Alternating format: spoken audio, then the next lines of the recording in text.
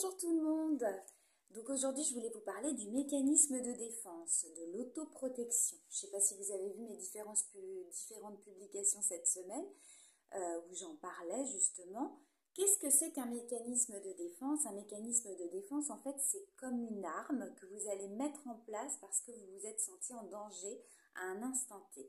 C'est pas vous consciemment qui le faites, c'est votre inconscient qui va le mettre en place. Ça se fait très naturellement et ça peut prendre différentes formes. Alors, sur le moment, ça peut vraiment vous amener une forme d'équilibre. Vous vous êtes senti intérieurement et ou extérieurement en danger et ça va vous permettre de réguler votre système interne de manière à ce que vous rééquilibriez et que vous ne vous sentiez pas en danger et que vous puissiez pallier à une forme d'angoisse. Donc, on va dire que c'est plutôt positif. Dans certains cas, malheureusement, c'est compliqué. Alors, pourquoi? Parce qu'en fait, le mécanisme de défense, il peut prendre une forme qui va devenir symptomatique et qui va donc vous amener dans quelque chose qui est paralysant, parasitant surtout. Par exemple, ce mécanisme de défense, il peut prendre la forme du déni. Donc, vous êtes dans le déni de ce qui est arrivé.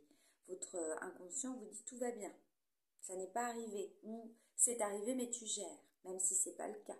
Donc on met un couvercle sur quelque chose et évidemment qu'est-ce qui se passe? Quand vous faites bouillir de l'eau, que vous mettez un couvercle, au bout de quelques temps, ça peut déborder. Voilà, donc c'est pareil pour vous à l'intérieur. Donc au bout d'un moment, ça peut engendrer des symptômes physiques qui vont vous générer du mal-être. Deuxième cas de figure, vous pouvez être sur la défensive par rapport aux autres. Vous pouvez aussi vous isoler. Vous pouvez aussi projeter sur les autres quelque chose qui vous appartient alors que les autres n'y sont pour rien. Vous pouvez avoir un effet de lunettes de projection en voyant un effet miroir, quelque chose qui correspond à ce que vous avez vécu de manière à ne plus le vivre. Et donc vous vous protégez, vous vous isolez, vous vous mettez à l'écart et vous anticipez quelque chose qui n'est pas forcément là. Voilà. Bon, voilà plusieurs cas de figure. Vous pouvez aussi porter un masque.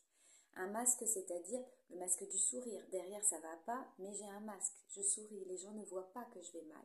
Je ne montre pas aux autres. Je peux cacher aussi mon mal-être derrière l'humour, le sarcasme.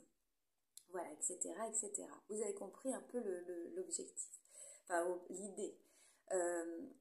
En psychotraumatologie, on estime qu'en fait, on met en place ces mécanismes de défense. Ils sont définis par rapport à comment on a été sécurisé enfant, comment on s'est senti en sécurité dans le cadre familial, dans le cadre scolaire, etc., etc. Si on a une base solide à ce niveau-là, nos mécanismes de défense, ils seront moins nombreux ou ils seront, entre guillemets, j'aime pas trop dire sain, malsain, mais on va dire ça quand même, plus sain. Enfin, disons qu'ils auront un effet qui ne sera pas symptomatique. Dans d'autres cas, évidemment, là, ce sera plus le cas. Dans ces cas-là, il ne faut pas, de toute façon, vous sentir coupable d'avoir ces mécanismes de défense. C'est, au contraire, remerciez-les parce qu'ils vous ont aidé à un moment donné. Par contre, c'est vrai qu'au bout d'un moment, il peut arriver qu'on n'en ait plus besoin. Et notre inconscient ne veut pas lâcher parce qu'il se sent toujours en danger par rapport à ce qui a été vécu auparavant. Donc dans ces cas-là, il faut savoir s'adresser à cet inconscient pour lui dire qu'il n'y a pas de danger, que ça c'est derrière, travailler le traumatisme ou la pensée toxique de manière à ce que le mécanisme puisse s'en aller sereinement, que l'inconscient comprenne qu'il n'y a plus de danger vous concernant par rapport à ce type de situation. Et évidemment, une thérapie dans ces cas-là est très utile parce que c'est pas forcément facile à faire tout seul. Voilà, donc si c'est le cas, n'hésitez pas à vous faire accompagner. Si vous avez la moindre question, n'hésitez pas à me contacter en message privé, en commentaire. Je me ferai une joie de vous répondre. Et si vous voulez un accompagnement, je suis disponible également. J'ai encore un petit peu de place, donc n'hésitez pas. Pour ce qui est des... voilà, enfin, c'est tout. Excusez-moi, je m'égare. Je vous souhaite une très bonne fin de semaine, un bon week-end. Je crois que j'en ai bien besoin. Et je vous dis à la semaine prochaine. Au revoir.